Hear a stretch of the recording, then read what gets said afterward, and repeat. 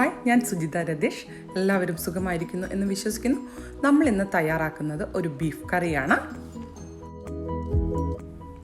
Beef കറി തയ്യാറാക്കാനായി ഞാനിവിടെ 1 kilo beef നല്ല വൃത്തിയായി കഴുകിയെടുത്തിട്ടുണ്ട്. എല്ലോട് കൂടിയ ബീഫാണിത്. ഞാനിത് കുക്ക് ചെയ്യുന്നത് അലുമിനിയം ചെരുവത്തിലാണ്. നിങ്ങൾക്ക് വേണമെങ്കിൽ പ്രഷർ കുക്കറിലും കുക്ക് ചെയ്യാം. ഇതിലേക്ക് 250 ഗ്രാം ചെറിയ ഉള്ളി തൊലി കളഞ്ഞ് കഴുകിയെടുത്തത്, ഒരു 2 തുടം വെളുത്തുള്ളി തൊലി കളഞ്ഞ് നന്നായിട്ട് കഴുകിയെടുത്തിട്ടുള്ളത്, ഒരു സവാള തൊലി കളഞ്ഞ് നീളത്തിൽ സ്ലൈസ് ചെയ്തത്, ഒരു മീഡിയം സൈസ് ഇഞ്ചി നല്ല തൊലി കളഞ്ഞ് നല്ല നീളത്തിൽ വളരെ തിന്നായി അരിഞ്ഞെടുത്തത്, ഒരു 4 പച്ചമുളക് നീളത്തിൽ അരിഞ്ഞത്, ഒരു 1/2 ടീസ്പൂൺ മഞ്ഞൾപ്പൊടി, 1 ടേബിൾ സ്പൂൺ മുളക് പൊടി, 2 ടേബിൾ സ്പൂൺ മല്ലിപ്പൊടി, ഒരു 1/4 ടേബിൾ സ്പൂൺ പെരുംജീരകം പൊടിച്ചത്, ഒരു 1/4 ടേബിൾ സ്പൂൺ ജീരകം പൊടിച്ചത്, 1 ടേബിൾ സ്പൂൺ കുരുമുളക് പൊടി. ഇത് നല്ല എരിവുള്ള കുരുമുളക് പൊടി ആണെങ്കിൽ 1/2 ടേബിൾ സ്പൂൺ മതി, 1 ടേബിൾ സ്പൂൺ മീറ്റ് മസാല, ഒരു 2 കഷ്ണം പട്ട, ചെറിയ കഷ്ണം പട്ട മതി.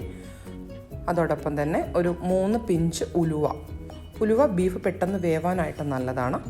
ഇത് എല്ലാം കൂടി നമുക്ക് കൈ കൊണ്ട് ബീഫിൽ നന്നായിട്ടൊന്ന് തിരുമ്മി പിടിപ്പിക്കണം. നല്ലപോലെ റബ്ബ് ചെയ്ത് ബീഫും മസാലയും തമ്മിൽ നന്നായിട്ട് മിക്സ് ആവണം. ഇതിന് ശേഷം നമുക്ക് ഇതിലേക്ക് ഒരു 1/2 ടേബിൾ സ്പൂൺ ഉപ്പ് ചേർത്ത് കൊടുക്കാം. ഉപ്പ് ആദ്യമേ ധാരാളം ചേർക്കണ്ട. ബീഫ് വെന്ത് വരുന്ന സമയത്ത് ടേസ്റ്റ് നോക്കിയിട്ട് വേണമെങ്കിൽ പിന്നീട് ചേർത്ത് കൊടുത്താൽ മതി. ഇനി ഇതിലേക്ക് നമ്മൾക്ക് 1 കപ്പ് വെള്ളം ചേർത്ത് കൊടുക്കാം. 1 മുതൽ 1.25 കപ്പ് വരെ ചേർത്ത് കൊടുക്കാവുന്നതാണ്. നിങ്ങൾ പ്രഷർ കുക്കറിലാണ് ഈ ബീഫ് കുക്ക് ചെയ്യുന്നതെങ്കിൽ 1/2 കപ്പ് വെള്ളം ചേർത്താൽ മതിയാകും.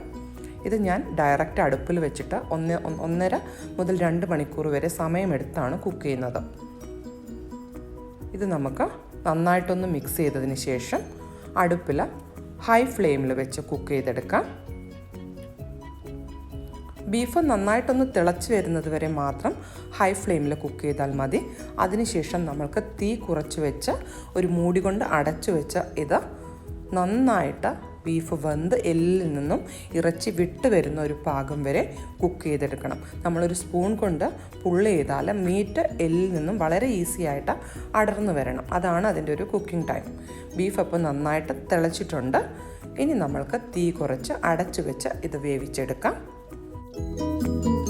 പ്രഷർ കുക്കറിലാണ് നിങ്ങൾ മീറ്റ് കുക്ക് ചെയ്യുന്നത് എങ്കിൽ 1/2 കപ്പ് വെള്ളം ചേർത്താൽ മതി. കാരണം ബീഫിൽ വെള്ളം ചേർക്കേണ്ട ആവശ്യമില്ല. കറി ആയതുകൊണ്ടാണ് നമ്മൾ വെള്ളം ചേർക്കുന്നത്. അതുപോലെ തന്നെ യൂഷ്വലി വരുന്നത് ഒരു 5 വിസിലാണ്. പക്ഷേ നിങ്ങൾ ഉപയോഗിക്കുന്ന മീറ്റിൻ്റെ മൃദുത്വത്തിനനുസരിച്ച് അത് കൂടുതൽ കുറവാവാം. അതുപോലെ തന്നെ കുക്ക് ചെയ്ത് കഴിഞ്ഞാൽ പ്രഷർ നാച്ചുറലി പോയിക്കോട്ടെ. ബീഫ് നല്ല ചെറു തീയിൽ കിടന്ന് നല്ലപോലെ കുക്കായിട്ടുണ്ട്. ഗ്രേവി എല്ലാം വറ്റി നല്ല തിക്ക് ഗ്രേവി ആയിട്ടുണ്ട്. ഇനി നമുക്കിത് നന്നായിട്ടൊന്ന് ഇളക്കി കൊടുത്തതിന് ശേഷം ഒരു 2 സ്പ്രിഗ് കറിവേപ്പില കൂടി ചേർത്ത് തീ ഓഫ് ചെയ്ത് ഇത് സൈഡിലേക്ക് മാറ്റി വയ്ക്കാം. ഞാനിത് എക്സാക്ട്ലി 1 hour 45 മിനിറ്റാണ് കുക്ക് ചെയ്തിട്ടുള്ളത്. ഇങ്ങനെ സ്ലോ കുക്ക് ചെയ്തെടുക്കണമെന്ന് യാതൊരു നിർബന്ധവുമില്ല. നിങ്ങൾക്ക് സമയമില്ല എങ്കിൽ പ്രഷർ കുക്കറിൽ കുക്ക് ചെയ്താൽ മതി. പക്ഷെ എപ്പോഴും ചെറിയ തീയിൽ സമയമെടുത്ത് കുക്ക് ചെയ്യുമ്പോൾ ബീഫിന് നല്ലൊരു രുചിയാണ്. ഇനി ഇത് നമുക്ക് കറിവേപ്പില ചേർത്ത് അടച്ച് വെച്ച് സൈഡിലേക്ക് മാറ്റി വയ്ക്കാം. എന്നിട്ട് ഇതിലേക്ക് ആവശ്യമായ തേങ്ങ വറുത്തെടുക്കാം. ഒരു 1/4 കപ്പ് തേങ്ങയെ നമ്മൾ ഈ ബീഫിലേക്ക് വറുത്തെടുക്കുന്നുള്ളൂ. ഇതിനായിട്ട് ഒരു ചീനച്ചട്ടിയിൽ ഒരു 2 ടേബിൾ സ്പൂൺ വെളിച്ചെണ്ണ ചൂടാവാനായി വെച്ചിട്ടുണ്ട്. വെളിച്ചെണ്ണ ചൂടാവുമ്പോൾ നമുക്ക് തേങ്ങ ഇതിലേക്ക് ചേർത്ത് കൊടുക്കാം.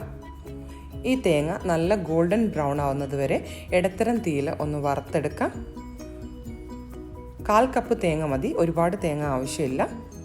അപ്പം തേങ്ങ നല്ല ഗോൾഡൻ കളറായിട്ടുണ്ട്. തീ ഓഫ് ചെയ്ത് തേങ്ങ നമുക്കൊരു ബൗളിലേക്ക് മാറ്റാം. എന്നിട്ട് തണുത്തതിന് ശേഷം ഒരല്പം വെള്ളം ചേർത്ത് ഇതുപോലെ നല്ല പേസ്റ്റായി മിക്സിയുടെ ചെറിയ ജാറിലിട്ട് അടിച്ചെടുക്കാം. എന്നിട്ടിത് കറിയിലേക്ക് ചേർത്ത് കൊടുക്കാം.